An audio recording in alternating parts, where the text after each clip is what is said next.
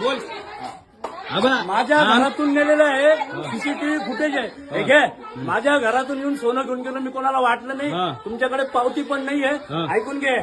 आणि मी कोणाला वाटायला गेलो नाही, मी कोणाच्या घरी दिलेलं नाहीये.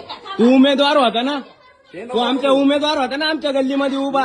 मग तू तुझ्या चुकीने पाडलं का आमच्या मताने पाडलं? माझ्या घरचे 15 रुपये मिळाले. ठीक आहे, तुम्हाला नाही जायचं ना, नका देऊ, मी कारवाई करतो. काय केलं आम्ही? चोरी केली का? तुझ्या घरी येऊन चोरी केली?